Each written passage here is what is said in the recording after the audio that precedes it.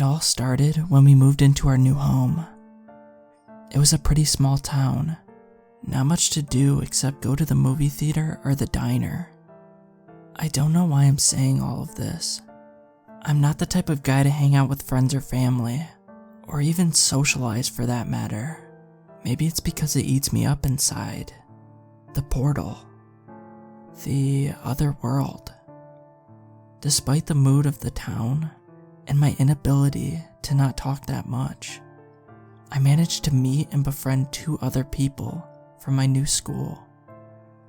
Their names are Jessica and Lucas. They were both loners as well, I guess you could say, hence our meeting. We used to hang out a lot, like really a lot, both before and after school. They were not new to town, but they totally understood me when I confessed. Although I'm not currently at my best self, I sometimes have flashbacks of the cool little things we did together. Some of you might not get very excited, but the sleepovers and the late night talks, the pizza, and the video games were all things that enhanced our bond in so many ways. We also had fun exploring new places like abandoned buildings, dead silent streets, and forests. Forests are my favorite places to explore. One good thing about this town is that it's full of them. Anyways, about the town. At first, I didn't think much about the weirdness it had. By weirdness, I mean mostly the people. The teachers at school, the cashiers, the bartenders. Hell, even some kids my age had this odd vibe where they either didn't talk much, or when they did, it just seemed forced. Not all of the people had it, but it was pretty obvious some did. Jess and Lucas were completely normal. When we hung out, it seemed like the world was ours, like as if the only people around were us 3. Nobody else mattered. I mentioned earlier the words portal and other world. Well, I didn't usually like to talk about that, but recording about it seems different. I'm sure it will sound like complete nonsense, as if it was a fabricated story.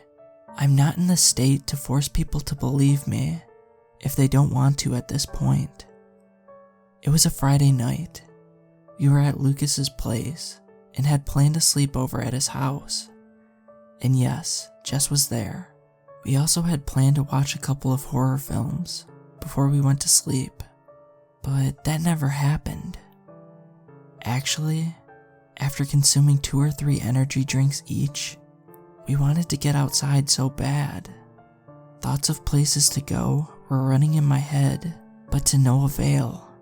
After the dumb ideas that I suggested, Jess just opted to go for a walk, hoping that we'd find something on our way. It was 12 a.m., and Lucas's mom was asleep, so it was easy to sneak out.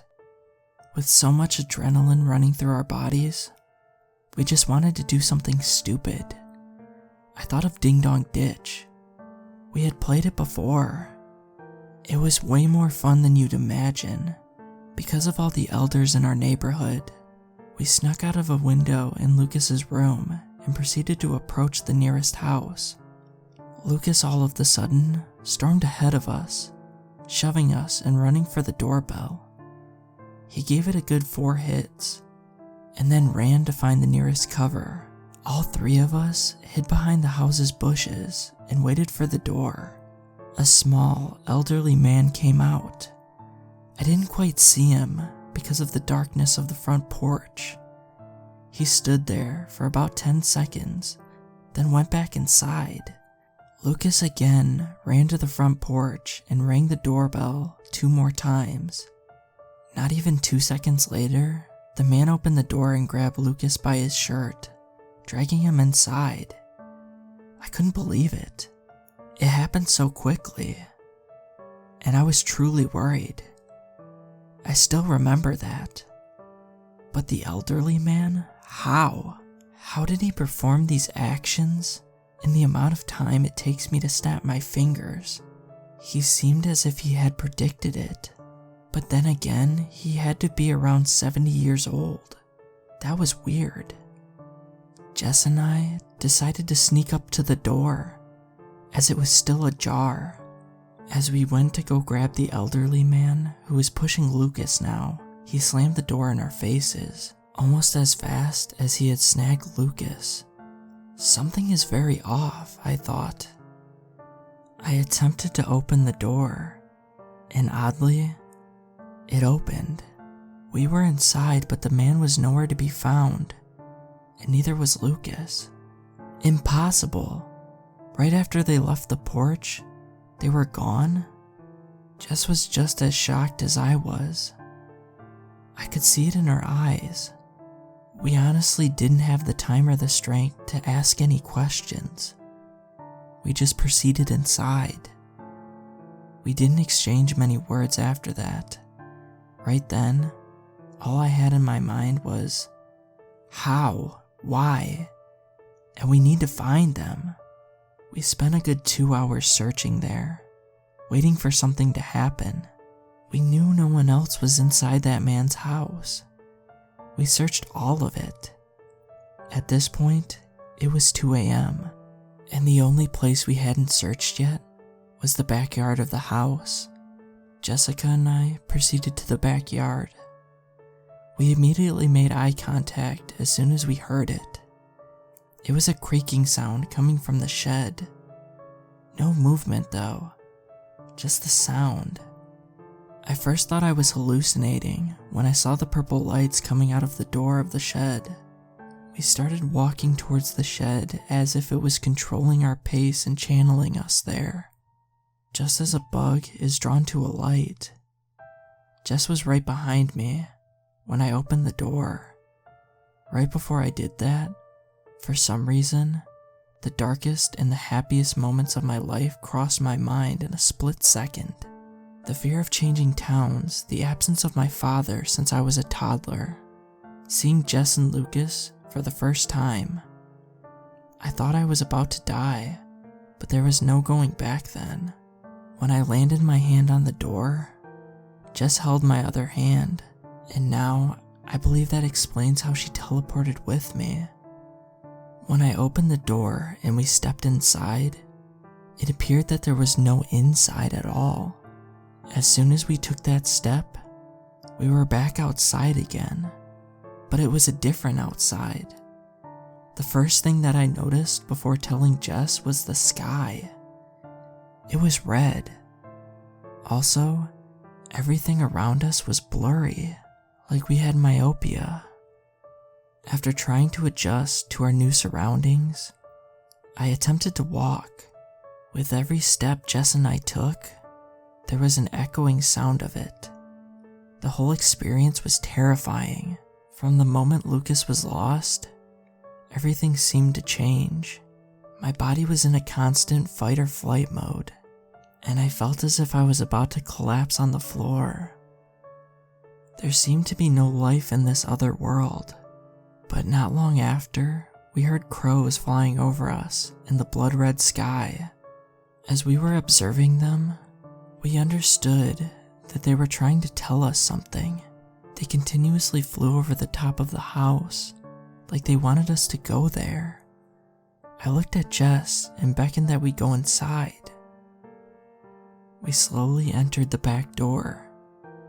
Inside of the house was even darker, and as we began walking, we heard echoes from the kitchen. Just then, we saw from the gap of the kitchen door the elderly man eating. From what we could see, he was alone, and he was acting kind of normal at least. I looked away for 2 seconds, and as I looked back, the elderly man opened the door. Jess and I were shaking in fear, but he didn't seem to care we were there, like he couldn't even see us. A feeling of relief ran through my body, and he walked upstairs, disappearing into the dark. Jess and I then proceeded to look for Lucas on the first floor. We had no luck until we opened the front door, where we saw Lucas lying on his back on the front porch. We tried to talk to him, but he didn't answer. We proceeded to shake him, with the same result. We finally decided to just grab him and head back to the shed. We knew it was our only exit from this hell. As we were heading out the back door to head towards the shed, we heard footsteps behind us moving rapidly, as if someone was attempting to chase us. When we looked back, it was the elderly man. We don't know why he was chasing us, but we knew it had something to do with Lucas. The elderly man was an arm length away from us when we stepped into the shed. We managed to escape. After that night, I never wanted to enter that portal again. I still struggle to explain most of what happened, but Jess, Lucas, and I conclude it was an alternate reality or alternate dimension, a parallel universe where things do not happen the same way they do on Earth, and we had the luck, or the curse, to have a glimpse of that. As for Lucas, he was okay when we returned, confused, but okay. We agreed to not tell anyone else what happened that night, and we never did. Well, except me now sharing this. I couldn't bear to keep something so big and important to myself. Some may believe that that's the only entrance to another dimension, that there are no other doors to that parallel universe. But you never know what you might find. So whatever you do not want to mess with these kinds of things. No human should.